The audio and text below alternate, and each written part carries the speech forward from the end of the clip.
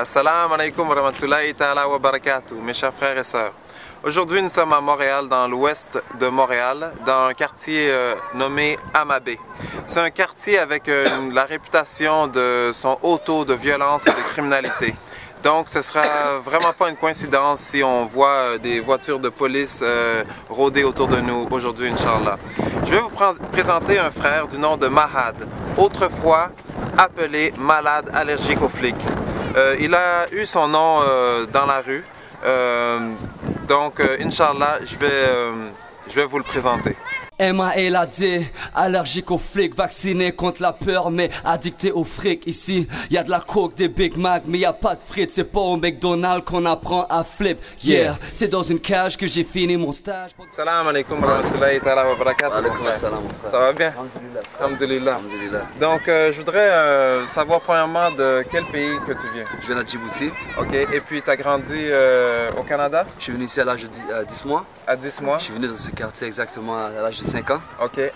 Plus précisément. Et puis, t'es né musulman? Je suis né musulman. Ok. Je suis né musulman, mais c'est ça. Mais j'étais pas pratiquant. Tu faisais partie des jeunes qui étaient éloignés un peu de la religion. Exactement, hein? Exactement. Éloignés, un peu éloignés ou très éloignés? Très éloigné. Très éloigné. Très éloigné. Donc, ça t'a été très éloigné, c'est dû à... C'était quoi la cause de ça? Tout simplement pour dire c'est la rue qui m'a éloigné de tout ça. C'est l'allusion que j'avais. Donc tu étais fasciné par quoi? Moi j'étais fasciné par l'argent facile, le respect, le pouvoir, tu vois.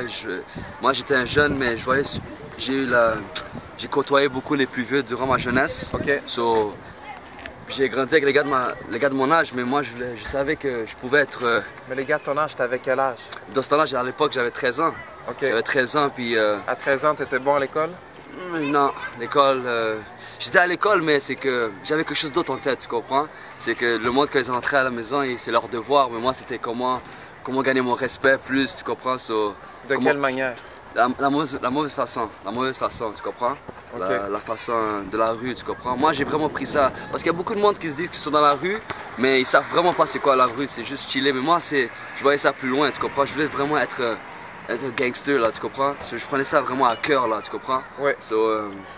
J'ai toujours, malgré que je faisais le mal, je voulais me différencier. Je voulais être plus haut que ça, tu comprends? Je me disais que j'avais du potentiel pour devenir plus haut que ça, tu comprends? Puis jeune âge, les gars m'ont remarqué, les plus vieux. Ça m'a amené à un cheminement, un parcours très négatif durant ma jeunesse qui m'a vraiment des grosses conséquences. Ok, quelle sorte de conséquences? Conséquences, j'ai connu la prison très tôt durant ma jeunesse. Ok, quel âge? J'ai connu la prison à l'âge de 15 ans, sans jeunesse. Sans jeunesse, prison pour les jeunes. Pour les jeunes. Ok. Ça m'a amené à quelques crimes que j'avais commis. En prison, la prison pour les jeunes, est-ce que ça t'a aidé à aller dans la prison pour les jeunes ou bien ça t'a comme rentré plus dedans? C'est l'école du crime. C'est l'école du crime. La prison, c'est l'école du crime. La prison, c'est l'école du crime. Donc, en prison, normalement, la prison, c'est faite pour réhabiliter les gens. Mais est-ce que tu as connu est-ce que tu as été dans la bonne voie ou bien tu as connu plus de criminels? J'ai connu plus de criminels. J'avais l'âge de 15 ans, je connaissais du moins. Là, moi, je viens de l'ouest de l'île, j'étais renfermé dans l'ouest de l'île. Mais avec le centre jeunesse, ça m'a donné la chance de connaître du monde de Saint-Michel, P9.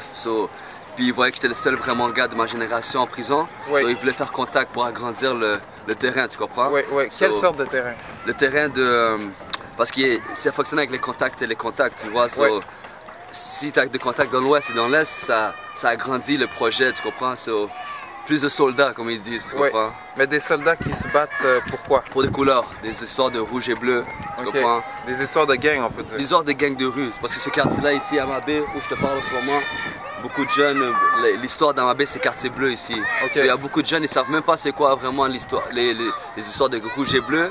Ils savent même pas c'est quoi, mais eux, ils se battent pour le bleu parce que le quartier est bleu. C'est ça, juste comme ça. Là. Exactement, c'est ça. Oui, il y en a qui sont même pas dans les gangs, puis juste parce qu'ils sont dans le quartier, ils commencent à mettre bleu. Exactement, pour être cool, suivre la mode, ouais, exactement. Mais souvent aussi, ils sont victimes pour rien. Parce que victime, qu'est-ce que tu veux dire victime? Comme victime, juste le fait que tu habites dans le quartier, t'es automatiquement un gars bleu. Tu comprends, je veux dire? Mais victime comment? Victime, tu peux passer dans un quartier, puis dans un métro, puis les gars savent que tu es un gars d'Amabé ou tu es un gars d'un tel, ils vont te tabasser. Tu comprends? Il y a beaucoup de monde que c'est... Des fois, ça va plus loin aussi. Ça va plus loin. Il y a des coups de couteau, il y a des balles qui parlent. Tu comprends? Quand tu es plus jeune, c'est avec les coups de poing, mais plus que l'âge monte, ouais.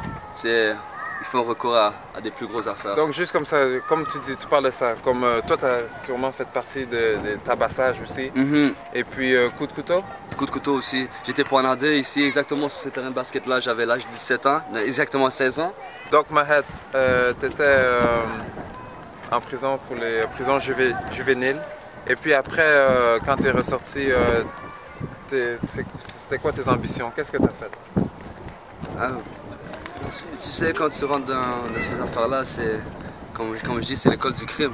So, tu veux toujours faire plus. Comme, tu sais, quand tu fais du bien, tu fais un peu de bien, tu veux toujours, après, à fur et à mesure, tu veux faire plus de bien. Mais quand tu fais du mal, tu veux toujours faire plus de mal, tu comprends? So, Mais tu penses que c'est bien? Tu penses que c'est bien. Tu as l'impression que c'est bien, tu comprends? C'est toutes les formations que j'ai eues, je me suis fait un bagage. Je me suis fait, quand je suis sorti de là à 21 ans, j'étais plus le même, là. Dans ma tête, c'était des... Comment je peux dire ça?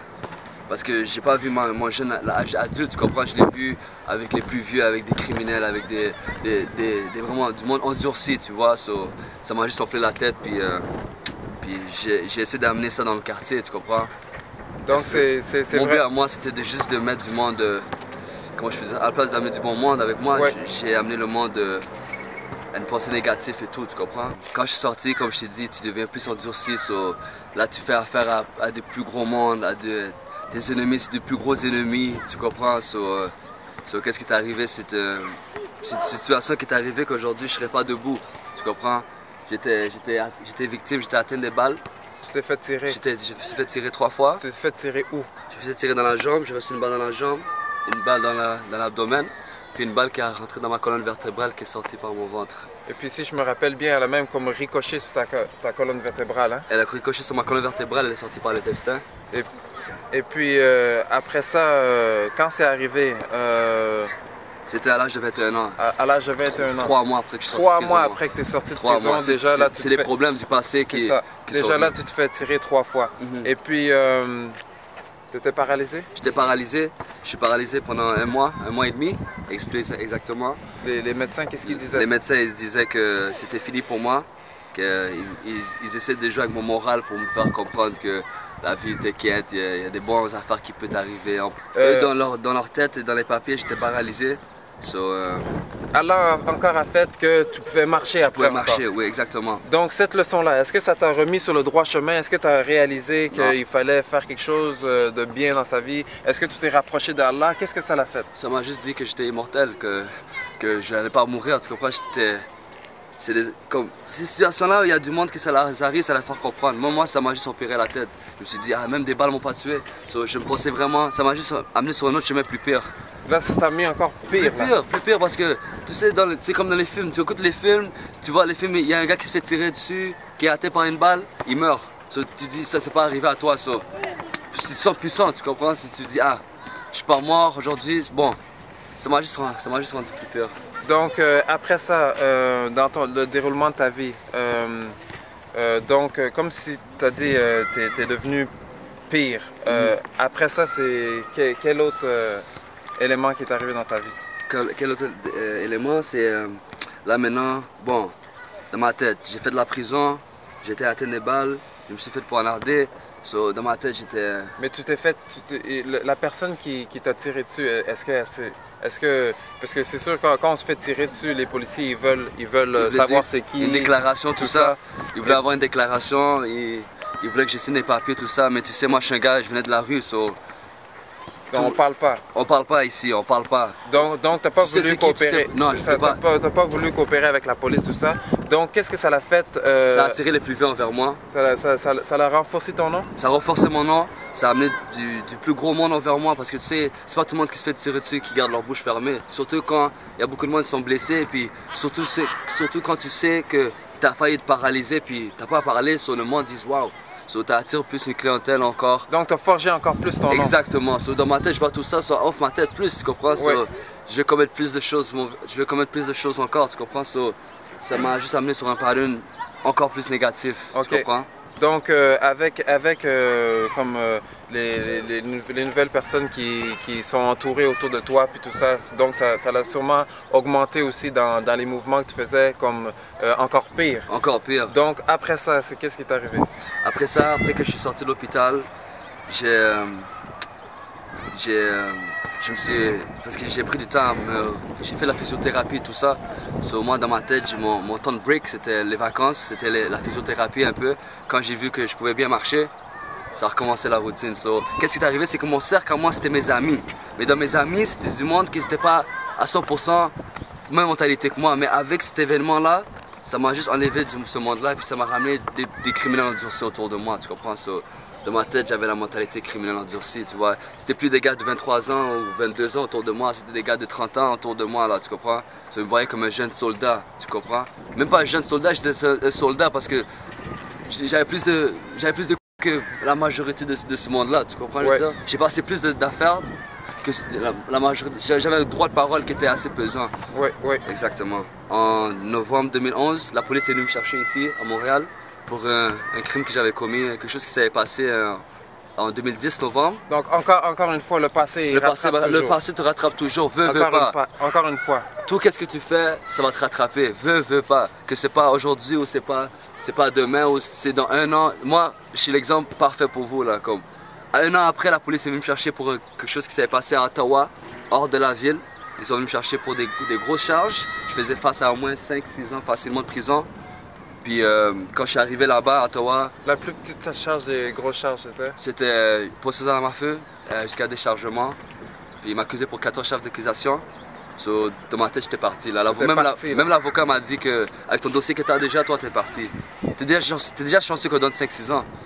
Qu'est-ce qui est arrivé, c'est que à la fin de la journée, j'ai pris 6 mois. J'ai pris 6 mois à la fin de la journée. Mais qu'est-ce qui est arrivé? Qu'est-ce qui est arrivé? Ouais. C'est que je suis rentré à Ottawa. C'est une longue histoire courte. C'est là-bas que j'ai appris l'islam. Les frères m'ont aidé. Même si tu étais musulman, tu savais pas trop sur l'islam. Je connaissais rien sur l'islam. Quand tu es rentré dans la prison, oui.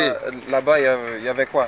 Parce qu'il y avait beaucoup de musulmans là-bas. Okay. Je suis rentré là-bas, j'ai vu des Jamaïcains musulmans, j'ai vu des Grecs musulmans, j'ai vu toutes sortes de musulmans. J'avais jamais vraiment vu ça parce que, tu sais, d'habitude, le monde dit c'est les Arabes qui sont musulmans ou les Africains qui sont musulmans. Quand tu arrives là-bas et tu vois les blancs musulmans, les chinois musulmans, c'est comme, ça touche un peu ma curiosité.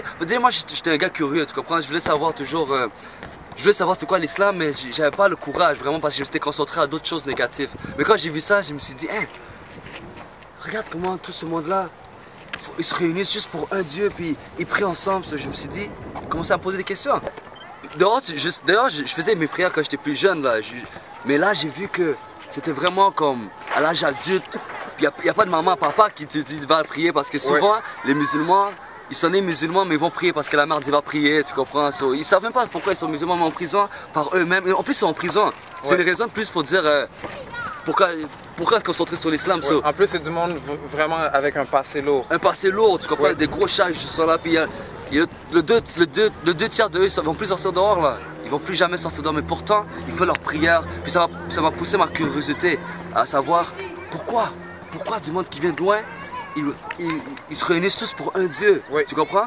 J'ai poussé ma curiosité, mais j'ai pas eu la chance de demander à ce moment-là les questions parce que les gars en même temps, il y a toujours, il faut tout pour faire un monde. Il y a d'autres mondes qui c'est des chercheurs de problèmes. J'ai une situation, une altercation avec du monde que ça m'a amené. Pour une histoire parce que je venais de Montréal, ils voulaient me tester, c'est comme ça la prison. D'une autre région. Ils ont entendu parler de moi. Donc ton passé qui t'a suivi. Qui m'a pas suivi. Ton nom que t'as forgé, il t'a suivi. Exactement. Parce que qu'est-ce qui arrive là-bas à Ottawa, il y a des rouges et bleus, comme en prison ici, mais ici en prison, rouge et bleu c'est séparé. Mais là-bas c'est un peu mélangé. Puis je voyais les gars, les rouges et bleus c'était mélangé. Moi je comprenais pas ça parce que moi d'où je viens, ça se passe pas comme ça. Je me suis poigné avec 2-3 gars. J'ai fini dans le trou. C'est le trou, ça c'est l'histoire. Comment? Ça c'est là que j'ai vu comment Allah est puissant, tu comprends? Écoute qu'est-ce qui est arrivé. Ça c'est l'histoire de ma vie vraiment là. C'est dans ce trou là que tout a changé. Mais c'est quoi le trou pour ceux qui savent? Le trou. En prison, tu es enfermé dans une cellule. Puis Ottawa et Montréal, Ontario puis Québec, c'est deux systèmes différents de prison là. Ouais. À Montréal, c'est l'hôtel là, un peu là, tu comprends? C'est tous les gars, tu retournes en prison, tu revois du monde, ça fait 2-3 ans que t'as pas vu. Mais là-bas, là, le système, c'est 20 heures dans ta cellule. 20 heures dans ta cellule. C'est pas des jokes là. 20 heures dans ta cellule. Sous orange. Sous orange. Tu manges mal. Ton téléphone, c'est 20 minutes. Ici, là, tu appelles, là, tu parles pendant 3 heures au téléphone et tu fais des 3 lignes pour tout le monde. Mais là-bas, c'est 20 minutes le téléphone. Tu comprends? Puis la cour, c'est 20 minutes seulement dehors. Et dans le trou, c'est plus pire. Le trou, c'est une petite cellule, une petite chambre. T'as pas de matelas. Tu sais, des fois ici, on se plaint, tout ça. Écoute, t'as pas de matelas. On t'enlève ton matelas à 9 h du matin, on te le redonne à 9 h du soir. T'as pas de livre, t'as pas de musique, t'as pas de télévision, t'as pas de téléphone. Et c'est ça le trou. Puis moi, je suis pas habitué à ça. Tu comprends? Je commence à péter mes plans, tout ça. Qu'est-ce qui est arrivé, c'est que je commençais à parler avec Allah. Je parlais avec Dieu. Je parlais avec Dieu pour me dire, Dieu, aide-moi, aide-moi. Parce que veux pas, tu sais, même si tu fais des affaires mauvaises, tu vas toujours demander de l'aide à Dieu. C'est triste. Pourquoi? Parce qu'il y a beaucoup de monde, c'est quand ils sont dans les problèmes, ils demandent Dieu. Mais quand tout les arrange, tout va bien, ils oublient Dieu. Tu comprends ce que je veux dire? Ils oublient Allah, ils oublient Dieu. Qu'est-ce qui est arrivé, c'est que moi, je faisais partie d'eux. Quand j'avais mes problèmes, je demandais l'aide de Dieu. Quand tout allait bien, j'oubliais. Tu comprends? Qu'est-ce qui est arrivé à ce moment-là? J'ai demandé l'aide de Dieu pour me dire aide-moi, aide-moi, aide-moi, aide-moi, aide-moi. Il y a un gardien qui est venu me voir. Le gardien m'a dit, j'ai dit au gardien, est-ce que je peux aller dehors? Il m'a dit non. Téléphone, non. Je dis, mais monsieur, je vais devenir fou ici. Il m'a dit, c'est ça le but. Là, il est revenu faire une ronde. Il m'a dit, t'es musulman? Je dis oui, parce qu'il m'a vu que je parlais. Là, il m'a dit, il y a un imam ici. Je dis, un imam ici? Il m'a dit, je vais t'envoyer l'imam. L'imam est venu, première chose qui est venue, il m'a donné le Coran. Il m'a pas parlé. Il m'a pas demandé mon nom. Il m'a juste donné le Coran. Il m'a dit, lis, on va se reparler après. Mais tu sais, là-bas, il m'a dit qu'on va venir le lendemain. Le lendemain, il n'est jamais revenu. Alors j'ai commencé à lire. J'ai fini le Coran en 5 jours en français. J'ai fini le Coran en 5 jours. Déjà là, j'étais une nouvelle personne, mais j'avais plein de questions. 5 jours après, il vient me voir. 6 jours après, il vient me voir. Il m'amène dans son bureau. Première fois, imagine-toi là. Je suis sanctionné dans le trou pour 7 jours, mais je peux sortir après 6 jours. Je marche dans le corridor comme si j'étais libéré là. Là, je suis là dans le bureau avec le monsieur. Libéré en prison. Libéré en prison. C'est mes libertés. Là, je rentre dans le bureau avec l'imam. On n'a pas parlé du Coran, il m'a parlé de ma vie. Il m'a dit pose-moi toutes les questions. J'ai dit monsieur, pourquoi s'il y avait Dieu, pourquoi il y a du monde, ils vivent comme ça, pourquoi J'ai lu le Coran, j'ai posé mes questions à l'imam. Puis j'ai vu que je commençais à avoir la paix en moi. Parce que tu sais, quand tu es dans la rue, tu dis que tu as 20 gars derrière toi, puis le monde va te respecter, tu penses avoir la paix, mais j'ai réalisé à ce moment-là que j'avais vraiment commencé à avoir la paix en moi, tu comprends? Puis j'ai commencé à me poser des questions sur ma vie. Oui, tu fais l'argent facile, oui, tu fréquentes des femmes, tu fréquentes toutes ces affaires mauvaises, puis t'es pas heureux. Mais à ce moment-là, je commence à devenir heureux, tu comprends? Le bonheur est là, je me suis dit, waouh! Tu comprends, je veux dire, l'islam, tout ça, l'islam m'a donné le bonheur que je cherchais pendant toute ma vie, parce que beaucoup de monde font ça pour des raisons, mais moi je voulais mon bonheur à moi, tu comprends? Avec l'islam, m'a donné la chance de connaître mon bonheur, la paix, à respecter le monde, parce qu'avant, je respectais juste le monde que je voulais respecter, tu comprends? Le monde qu'ils avaient plus de crédibilité que moi, ou qu'ils avaient la même crédibilité que moi, ou ils avaient les mêmes, tu comprends? J'ai respecté juste ce monde-là. Les autres mondes autour de moi, j'ai respecté personne d'autre, tu comprends? Avec l'islam, j'ai commencé à respecter le monde, la façon que je bougeais était différente. Le mode de vie que je commençais à avoir, c'est totalement différent, puis c'est ça que je voulais être, tu comprends? Alhamdoulilah, j'ai eu la paix envers moi. Puis ils m'ont envoyé à Toronto un autre test pour voir si...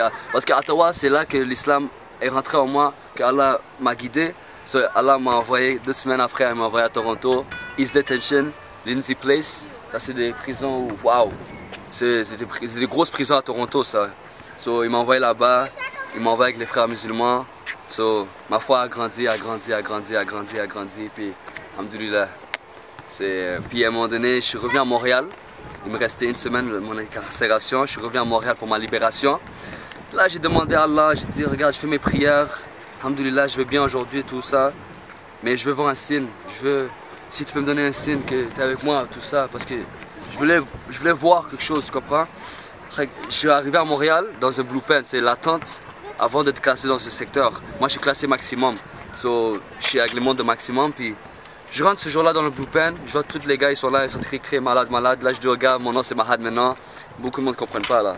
Ils ne comprennent pas. Ils disent, il est bizarre, il est devenu fou. Là, je m'assois à côté de monsieur Blanc, un sans-abri. Il est là en train de. Il a croisé ses bras. Regarde le Seigneur Subhanallah comment c'est à la puissance. Il est là comme ça. Puis je le regarde. Mais moi, je pense qu'il est en train de pleurer là. Puis moi, je me dis, comment tu peux pleurer en prison? Même si tu pleures en prison, tu te caches pour pleurer là. Tu comprends? So, tu vois comment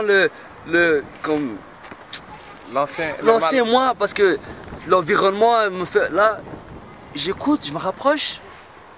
Il lit le Coran. Il lit le Coran. Il lit le Coran, là, je suis comme. Qu'est-ce que tu lis? Il me dit Al-Fatiha. Il lit Al-Fatiha. Et j'avais demandé le signe avant, tu comprends ça? Là, je touche ma poche. J'ai un livre How to Pray. C'est un anglophone. Écoute comment Subhanallah, Allah est puissant. Je touche, j'ai rien. J'ai une enveloppe avec des livres, avec mes numéros de téléphone, avec mes contacts. Puis dans ma poche, j'ai un petit livre là. How to Pray. Puis là-dedans, il y a Al-Fatiha là-dedans. Je touche comme ça. J'ai dit, toi et moi, il fallait qu'on se rencontre. Parce qu'il disait mal Al-Fatiha, un peu, il prononçait mal. Ce que j'ai donné, puis j'ai dit, ok, moi j'ai compris. Beaucoup de monde disaient, c'est une coïncidence. Le gars, il venait juste de rentrer, ça fait une semaine, il venait de Vancouver. Il avait transféré de Vancouver pour une charge à Montréal. Il est là à côté de moi, puis il lit Al-Fatiha. Il s'est reconverti, ça fait 3 mois. Subhanallah, mashallah. So, qu'est-ce qui est arrivé, c'est que, c'est ça, j'ai demandé plein de. J'ai vu que Allah était avec moi, je voyais que j'avais la paix en moi et tout. Puis ma plus grosse peur à moi, c'est de sortir dehors, puis recommencer le même tralala, tu vois. So, j'ai demandé à Allah de m'aider, tout ça. Puis une fois que je suis sorti dehors, j'ai vu tous les gars. Puis il y a quelque chose qui m'a. Je voulais aller voir les gars directement, mais il y a quelque chose qui m'a guidé vers la mosquée parce que j'habite à côté de la mosquée. Sans que je réalise, je marchais vers la mosquée, puis. Alhamdoulilah aujourd'hui. Donc maintenant que tu es revenu vers le dîn, vers la religion, alhamdoulilah, quel effet ça a sur ta vie? Sur ma vie, beaucoup de choses, directement et indirectement. Juste le fait que j'ai changé, l'islam m'a donné la paix et tout ça, ça a aidé ma famille à se réunir, tu vois. Puis parce que dans la religion, il faut que tu respectes tes parents et tout, tu comprends? So, avec l'islam, aujourd'hui, j'ai pu réunir beaucoup de choses ensemble, beaucoup de la famille, on est plus. J'aimais la famille, j'aimais ma mère, mais je l'aimais quand je rentrais, tu comprends? Maintenant, tu vois, je veux dire, ça, ouais. L'islam te fait en sorte que. L'islam, c'est pas juste prier et tout, c'est un mode de vie, tu comprends? Ça rattrape la famille, c'est tes amis, tout ça, ça te met un autre aspect de la vie, tu vois quelque chose d'autre, tu comprends? Je veux dire, ouais. Tout qu'est-ce que tu fais, tu apprécies. Et même quand ça va mal, tu apprécies. Parce que tu comprends? Mais quand tu es dans les affaires mauvaises, quelque chose t'arrive de mal, tu commences à t'insulter, tu commences à te plaindre et tout, mais dans l'islam, aujourd'hui, quand quelque chose m'arrive de mal, je dis Alhamdoulilah, tu comprends? C'est juste un test pour voir à quel point ma foi est là, tu comprends? Ouais. Et c'est pas facile, beaucoup, parce que notre but à nous, c'est d'aider les jeunes à prendre le droit chemin, mais ça va pas être facile. Il y a beaucoup de tests qui vont arriver. C'est comme la rue. Tu penses que c'est aller dans le coin de la rue puis aller vendre la drogue et tu vas devenir millionnaire? Non, il y a beaucoup de choses qui vont t'arriver. Il y a la police qui sont là, il y a l'ennemi qui sont là, il y a beaucoup de tests. L'islam, c'est l'islam aussi la même chose, tu comprends? Il y a beaucoup de tests qui vont essayer de te faire dévier encore, mais il faut que tu gardes la foi. Ben parce que Shaitan est toujours là. Shaitan, il travaille fort vraiment pour nous remettre dans le mauvais côté. C'est pour ça qu'il faut vraiment s'entourer de... Est-ce que maintenant, ton entourage... Parce que... Avant, je vais dire une chose avant, très important. Avant, j'avais peur de mourir. J'avais peur de mourir. Veux pas, je me pensais pour un tough, un thug, tout ça. Que j'étais prêt à prendre la vie de quelqu'un et je savais qu'on pouvait prendre ma vie à moi. Astaghfirullah, you know? Avant, j'avais peur de mourir, mais j'avais pas peur de Dieu. Quand je dis que j'avais pas peur de Dieu, c'est que je savais qu'il y avait un Dieu, mais tu sais, beaucoup de monde, c'est qu'est-ce qu'ils voient pas, ils ont pas peur de qu'est-ce qu'ils voient pas. Tu comprends? Aujourd'hui, alhamdoulilah, j'ai pas peur de mourir, mais j'ai peur d'Allah. Tu comprends? Avec la crainte que j'ai d'Allah, me motive à faire des affaires positives, tu comprends? Faut pas oublier, faut pas avoir peur de mourir parce que tout le monde va goûter à la mort. Il faut avoir peur de Dieu. Et puis, qu'est-ce que t'en dis maintenant des couleurs, tout ça là? Ah, des couleurs, c'est puis les jeunes là, qui veulent C'est être dans... 1,15 $, ça se vend en dépanneur. C'est une couleur de bandeau rouge et bleu. Eux en France, ils savent pas c'est quoi un dépanneur, c'est un petit, un petit marché là. Un petit marché du coin, corner store. Épicerie, une petite épicerie. Ouais. Rouge et bleu, c'est une couleur que tu apprends à l'école maternelle. Rouge, bleu, jaune, c'est une histoire, même c'est banal, c'est stupide, comment je pourrais dire ça. Le gars que tu vas attaquer, peut-être c'est un frère demain là, tu comprends? C'est un frère là, tu comprends? Je veux dire, mais en islam, tout le monde c'est des frères. Tout le monde c'est des frères, on est tous des frères. C'est très stupide, you know? On se bat pour des affaires inutiles. On est aveuglé, tu comprends? Donc les jeunes qui font des signes, ils savent même pas c'est quoi. Ils savent même pas c'est quoi. Tu sais, est-ce que tu comprends? Tu sais, bon, t'es musulman, tu sais pas c'est quoi vraiment l'islam, mais tu dis que t'es gangster rouge et bleu, mais tu sais pas vraiment c'est quoi. À la place de t'éduquer dans les rouges et bleus, va t'éduquer dans l'islam, tu comprends? T'auras la paix, tu comprends? Va t'éduquer dans la vraie cause, tu comprends? Parce que on se dit qu'on est des soldats dans la rue, mais t'es soldats dans la rue, tu te bats pour de l'argent, tu te bats pour des couleurs, tout ça, mais il n'y a rien qui te suit. Il n'y a rien qui te suit. Ta famille, au jour qu'on va t'enterrer, il y a ta famille qui va te suivre, il y a tes biens qui vont te suivre, il y a tes actes qui vont te suivre. Mais il y a deux choses qui vont rester dans ce bas monde. Ta famille et tes biens. La seule chose qui va te suivre, c'est tes actes. C'est tout. C'est pas tes gars qui vont te suivre, c'est pas la couleur bleue qui va te suivre, c'est pas l'argent, les 50 000 que tu as, ou l'argent que tu as essayé de brasser dans la rue qui va te suivre. C'est tes actes. Oublie jamais ça. Oublie jamais ça. Imagine toi, t'es musulman. Imagine t'es musulman puis tu meurs à cause de la drogue. Imagine t'es musulman, tu meurs à cause d'une couleur. Imagine t'es musulman puis tu meurs à cause de l'argent. Réfléchis. Réfléchis très bien. Ça ne vaut pas la peine. Donc, merci beaucoup, Mahad. Y a pas de problème. Mahad, merci beaucoup. Y a pas de problème. Donc, Mahad, j'avais, dans une dernière vidéo, j'avais lancé un appel à tous les jeunes qui sont éloignés de la religion, qui sont pas musulmans, soit pas musulmans, soit musulmans, qui sont éloignés de la religion, frères et sœurs, de revenir vers la religion et de faire juste des actes de bien, de ordonner le bien et interdire le mal. J'aimerais ça rencontrer d'autres frères qui eux réussissent maintenant dans l'haram, puis qui viennent justement, qui se repentissent, puis qui viennent justement essayer de travailler pour l'islam, puis de faire les bonnes choses qui valent vraiment quelque chose. Donc Mahad, c'est le premier frère qui a répondu à cet appel. Inch'Allah, je voudrais créer un mouvement avec Mustaqim TV, un mouvement de plein de jeunes ou de moins jeunes qui sont justement éloignés de la religion, qui sont dans le crime, dans la débauche, frères ou sœurs, qui reviennent à la religion, et puis Inch'Allah, pour qu'on puisse faire d'autres vidéos comme ça, Inch'Allah. Donc, si toi mon frère, ma soeur, je te parle, toi tu es éloigné de la religion, toi tu penses que c'est bon d'aller dans les boîtes de nuit, de fumer de la drogue, d'essayer de faire de l'argent, tout ça, arrête, réfléchis, contacte-moi, Inch'Allah, et puis reviens vers le dîn, Inch'Allah. Assalamu alaikum wa rahmatullahi ta'ala wa barakatuh. On dort le jour, on shine le soir comme des lampadaires. Gradué dans le street, dans 6-8 avant mon secondaire. Campé solide avec mes partenaires et mon revolver. Qu'est-ce qui m'intéresse, c'est l'argent et les billets verts. Yo, tu sais, on parle d'argent, on commet des crimes, tout ça pour l'argent ou pour le pouvoir, le respect, mais tout ça, ça ne nous suit pas, tu comprends? C'est juste nos actes qui nous suivent. So, aujourd'hui, alhamdoulilah, ma version a changé de la façon comment je parle, la musique, les textes, les poèmes, excusez-moi. So, dès que je me lève, je fais une prière à chaque matin.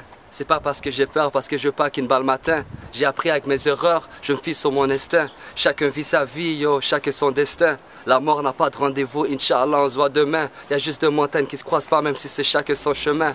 Je dois marcher la tête haute, je dois manger à ma faim. Les meilleurs partent en premier, est-ce que je partirai à la fin? Est-ce qu'un jour je vais vivre en paix?